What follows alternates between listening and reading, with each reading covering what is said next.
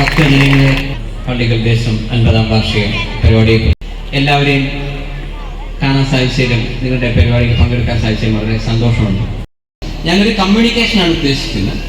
എനിക്ക് എൻ്റെ ചെറുപ്പത്തിൽ അച്ഛനും അമ്മയും പറഞ്ഞൊരു കാര്യം, ഒരാളുടെ വിദ്യാഭ്യാസം എന്ന് പറയുന്നത് ആ വ്യക്തി കഷ്ടപ്പെട്ട് ഉണ്ടാക്കിയെടുക്കുന്നതാണ്.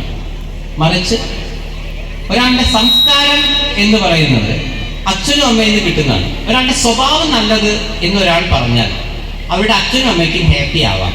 ഒരാൾക്ക് നല്ല വിദ്യാഭ്യാസം ഉണ്ട്, നല്ല അറിവുള്ളവനാന്ന് പറഞ്ഞാൽ ആ വ്യക്തിക്ക് ഹാപ്പി ആവാം. കാരണം ആ വ്യക്തിയുടെ ഒരു കഴിവാണ്. സംസ്കാരം, തറവാടിത്തം, that should be coming from the flesh. That should be coming from the heart. സംസ്കാരം എന്ന് പറയുന്നത് ഒരാളുടെ ചോരയിൽ അരിഞ്ഞിരിക്കേണ്ടതാണ്, ഹൃദയത്തിൽ ഉത്ഭവിക്കേണ്ടതാണ്. അപ്പൊ ഒരാളുടെ സംസ്കാരം നമുക്ക് അറിയണമെങ്കിൽ പുറമെ ഒരാൾ ഡോക്ടറാണ്, എഞ്ചിനീയറാണ്, കലക്ടറാണ്, സൂപ്പർ സ്റ്റാറാണ്, അത് അയാളുടെ ഒരു കഴിവിനെ മാത്രം കാണിക്കുന്നതാണ്. അത് അയാളുടെ കഴിവാണ്. അയാളുടെ അച്ഛനും അമ്മ എങ്ങനെ വളർത്തി, അച്ഛനും അമ്മ എന്ത് സംസ്കാരം കൊടുത്തു എന്നറിയണമെങ്കിൽ അയാൾ വായ തുറന്ന് എന്തെങ്കിലും സംസാരിക്കണം. സന്തോഷേട്ടൻ ഒരു അഭിമുഖത്തിൽ പറയണ്ടായി, മലയാളികളുടെ മനസ്സെനിക്ക് അറിയാന്ന് പറഞ്ഞു. അത് സാറെന്താ പറയാൻ കാരണം? സാധാരണ സിനിമയിലേക്ക് വരുന്ന ആളുകൾ സിനിമ, കല, കൊറിയൻ സിനിമ, ഇംഗ്ലീഷ് സിനിമ, ഇങ്ങനെ പലതും പഠിക്കും. സന്തോഷ് പണ്ഡിറ്റ് ഇതിനൊന്നും വിലക്കെത്തില്ല. ഞാനൊരു സിനിമ കാണാറുമില്ല. ഞാൻ അതിനെക്കാട്ടി നോക്കി മലയാളികളുണ്ട് നല്ല കുറച്ചുകൂടി. കാരണം നമുക്ക് ഇഷ്ടപ്പെടുന്നല്ലോ കൊടുക്കേണ്ടത്, അവർക്ക് എന്തും ഇഷ്ടപ്പെടും. അപ്പൊ മലയാളികളെ പഠിച്ചപ്പോ ഞാൻ എല്ലാ രീതിയിലും പഠിക്കുകയാണ്, അല്ലാണ്ട് ഇവർ ഇഷ്ടപ്പെടുന്ന സിനിമ മാത്രമല്ല. അതായത് ഞാൻ മലയാളികളെ ഡിവൈഡ് ചെയ്യുമ്പോൾ എനിക്ക് മനസ്സിലാവുന്നത്, ഇവരുടെ മുൻകാല ഇവർ സൂപ്പർ സ്റ്റാറായി കണക്കാക്കിയവരൊക്കെ ഒരുമാതിരി ഒരു സാഹിത്യനെ പോലുള്ള ഫിഗർ ചങ്ങിമാരാണ്. ഞാൻ മലയാളികളെ നോക്കുമ്പോൾ ഒരു 80% ആൾക്കാരും കറുത്തവർഗക്കാരാണെങ്കിൽ 20% ആൾക്കാരും വെളുത്ത വർഗ്ഗക്കാർ. ഞാൻ മലയാളികളൊന്ന് വർണ്ണപരമായി ഡിവൈഡ് ചെയ്യാം. ഞാൻ മലയാളികൾ മാക്സിമം എല്ലാ അർത്ഥത്തിലും ഡിവൈഡ് നോക്കാം. അപ്പൊ ഈ 20% റെപ്രസെന്റേറ്റീവ് മാത്രമേ, പ്രതിനിധികൾ മാത്രമേ വെളുത്ത വർഗ്ഗക്കാരുടെ വീട്ടിലെ പ്രശ്നങ്ങളാണ് മലയാള സിനിമ കൂടുതൽ കൈകാര്യം ചെയ്തതെന്ന് വേണമെങ്കിൽ പറയാം. അങ്ങനെയും പറയാം.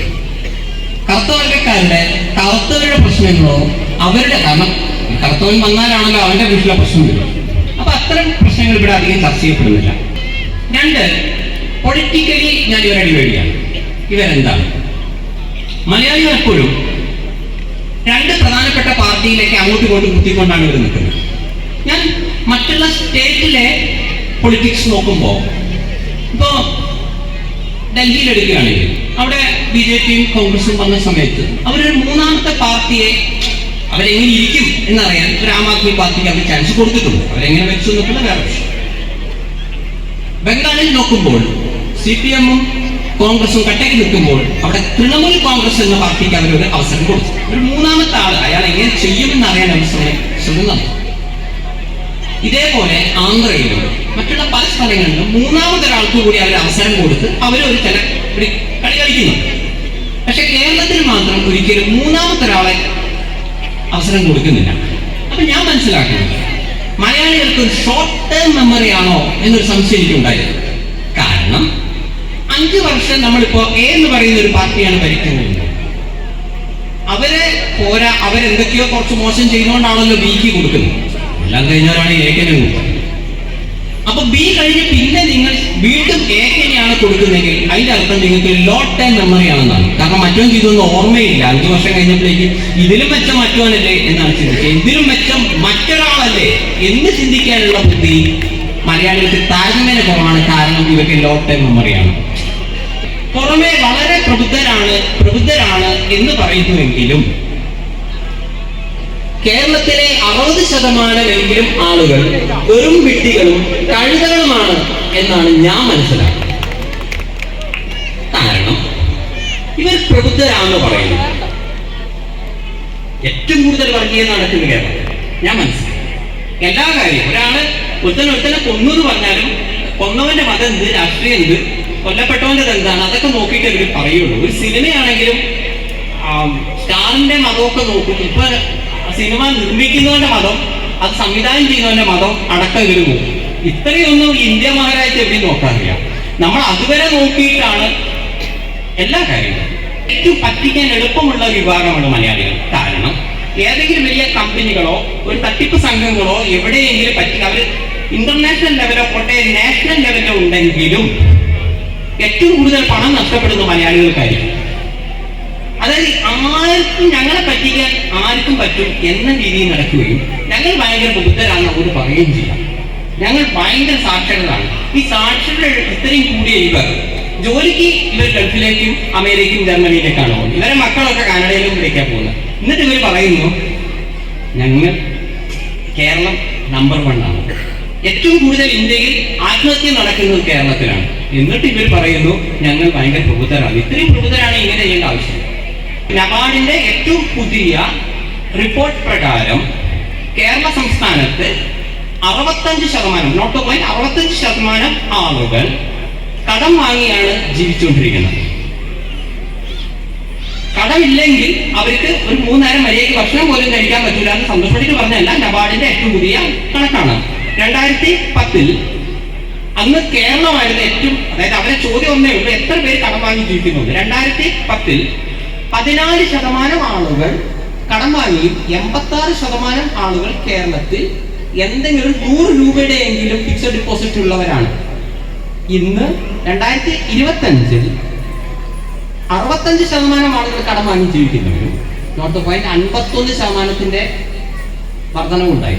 35% ആളുകൾക്ക് ഒരു 100 രൂപയുടെ എങ്കിലും ഫിക്സഡ് ഡിപ്പോസിറ്റ് ആണ്.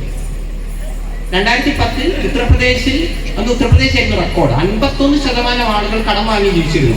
ഇന്ന് ഉത്തർപ്രദേശിൽ 18% കടം വാങ്ങി ജീവിക്കുന്നുള്ളൂ. 82% ആളുകൾക്ക് ഒരു 100 രൂപയുടെ എങ്കിലും ഫിക്സഡ് ഡിപ്പോസിറ്റോ എന്തെങ്കിലും ഡെപ്പോസിറ്റോ പോട്ടെ. അപ്പൊ ഓരോ രീതിയിലും ഞാൻ നോക്കുമ്പോൾ എനിക്ക് മനസ്സിലാവുന്നത് മലയാളികൾ പകുതി ആളുകളെങ്കിൽ വെറും കഴുതകളാണ്, ഇവരെ പറ്റിക്കാൻ ഏറ്റവും ഈസിയായ ഒരു വിഭാഗമാണ്. ശരി, ഞാൻ മനസ്സിലാക്കിയതാണ്. അങ്ങനെയാണെന്നല്ല, സന്തോഷ് പണ്ഡിറ്റ് അങ്ങനെ മനസ്സിലാക്കി. അതേപോലെ ഇവർ ഇഷ്ടപ്പെടുന്ന, ഇവരൊരു വീഡിയോ ഷെയർ ചെയ്യുകയാണെങ്കിൽ ഞാൻ മനസ്സിലാക്കുന്നത് ഇവർക്ക് ഇഷ്ടപ്പെട്ട വീഡിയോക്കാൾ ഇവർ ഷെയർ ചെയ്യാറുള്ളത് ഇവർക്ക് ഇഷ്ടപ്പെടാത്ത വീഡിയോ ആണ്. സാധാരണ അത് ഈ ലോകത്ത് മലയാളികളല്ലാത്ത ഒരുത്തരും അങ്ങനെ ചെയ്യാറില്ല. അപ്പൊ ഇങ്ങനെയുള്ള പല രീതിയിൽ ഇവരെ ഡിവൈഡ് ചെയ്ത് നോക്കിയപ്പോൾ എനിക്ക് മനസ്സിലായി ഇതാണിവർ. ഇതിൽ നിന്നും ഇവരെ എങ്ങനെ മാറ്റാം, അല്ലെങ്കിൽ ഇങ്ങനെയുള്ള ആളുകളെ വെച്ച് എനിക്ക് എങ്ങനെ 10 രൂപ ഉണ്ടാക്കാം എന്ന് ഞാൻ ചിന്തിച്ചു. അതുകൊണ്ടാണ് ഞാൻ മലയാളികളെ പഠിച്ചു എന്ന് പറയുന്നത്. അപ്പൊ ആദ്യ സിനിമ ചെയ്യുമ്പോൾ ഞാൻ കണ്ണാടി നോക്കിയേ, അപ്പൊ എനിക്ക് തോന്നി ഈശ്വര, ഇവരെ മുൻകാല അനുഭവം വെച്ച് ഇങ്ങനെ ഒരു സന്തോഷ് പണ്ഡിറ്റിനെ പോയി തുരുത്താൻ ഇവരൊരിക്കലും നായകനാക്കൂല. കാരണം ഇവരെല്ലാ സിനിമയിലും നിങ്ങൾക്ക് നോക്കിയറിയാം, ഈ കാണാൻ പോലില്ലാത്ത കുറെ നടന്മാരൊക്കെ ഉണ്ട് കേട്ടോ. പക്ഷെ ഇവരൊക്കെ വട്ടനും പൊട്ടനും വില്ലനുമാണ് ഇവർ. ഞാൻ എക്സാമ്പിൾ പറയാം.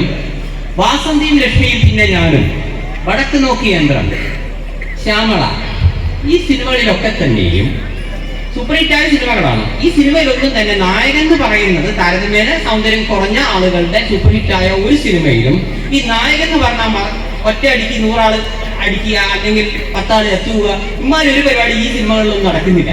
സിനിമകൾ ഹിറ്റാണ്. കാരണം സൗന്ദര്യം കുറഞ്ഞവൻ മലയാളികൾ അംഗീകരിക്കും, അവരെ വട്ടനും പൊട്ടനും വില്ലന്മാരുമായിട്ട് അംഗീകരിക്കും. ഇവരെ സംബന്ധിച്ചിടത്തോളം സൗന്ദര്യമുള്ളവരും സാഹിത്യനെ പോലെ ഉള്ള കാഴ്ചയിൽ ലുക്കുള്ളവരെ മാത്രമേ ഹീറോയിസം പാടുള്ളൂ. മറിച്ച് തമിഴ്നാട്ടിലോ മറ്റുള്ള ഭാഷകളിലോ ചെന്ന് കഴിഞ്ഞാൽ അവിടെ സൗന്ദര്യം കുറഞ്ഞ ആളുകൾ, ഇപ്പൊ എക്സാമ്പിൾ ഇപ്പൊ ഞാൻ പറഞ്ഞ ധനുഷിനെ പോലത്തെ ഒരു നടൻ അദ്ദേഹം നായകനെ അഭിനയിക്കുമ്പോൾ അവിടെ കമലഹാസൻ സാറോ അല്ലെങ്കിൽ രജനീകാന്ത് സാറോ എങ്ങനെയാണോ ചെയ്യുന്നത് അതേപോലെയാണ് അദ്ദേഹം അഭിനയിക്കുന്നത്. അല്ലാണ്ട് വട്ടനും പൊട്ടനും വില്ലനായിട്ടല്ല അദ്ദേഹം അഭിനയിക്കുന്നത്, നോട്ട് പോയിന്റ്. പക്ഷെ കേരളത്തിൽ ആ രീതിയിൽ അക്സെപ്റ്റ് ചെയ്യപ്പെടാറില്ല. കാരണം ഇവരുടെ മനസ്സിൽ കറുത്തവരൊക്കെ വില്ലന്മാരും തല്ലിപ്പൊടികളും വട്ടനും പൊട്ടനും ആണെന്നാണ് ഇവർ മനസ്സിലാക്കി വെച്ചിരിക്കുന്നത്. ഇവർ അറിഞ്ഞോ അറിയാതെയോ മനസ്സിലാക്കി വെച്ചിരിക്കുന്നത്. അപ്പൊ ഇത് മനസ്സിലാക്കി എനിക്ക് ഒരു കാര്യം മനസ്സിലായി, ഒരു കാരണവശാലും സന്തോഷ് പണ്ഡിറ്റിനെ മലയാളികൾ അംഗീകരിക്കാൻ സാധ്യതയില്ല. സന്തോഷ് പണ്ഡിറ്റ് അംഗീകരിക്കും, സന്തോഷ് പണ്ഡിറ്റ് വില്ലനായി വരണം. കാരണം ഇവരുടെ മനസ്സിലുള്ള കൺസെപ്റ്റ് ഇതാണ്. എങ്കിൽ ഇത് വെച്ച് തന്നെ ഇവർക്ക് ഒരു ചെറിയ പണി കൊടുക്കാം എന്ന് ഞാൻ കരുതുന്നു. പണിയല്ല, അപ്പൊ ഞാൻ വന്നു കഴിഞ്ഞാൽ എന്തായാലും ഒരു വിഭാഗം അവർക്ക് ചൊറിയുമെന്ന് എനിക്ക് ഗ്യാരണ്ടിയാണ്. എന്റെ കാൽക്കുലേഷൻ കറക്റ്റ് ആയതുകൊണ്ട് 2011 വന്ന സന്തോഷ് പണ്ഡിറ്റിനെ 2025 നിങ്ങൾ ഒരു പരിപാടിക്ക് വിളിച്ചുവെങ്കിൽ സന്തോഷ് പണ്ഡിറ്റ് മലയാളികളുടെ മനഃശാസ്ത്രമായിരുന്നു.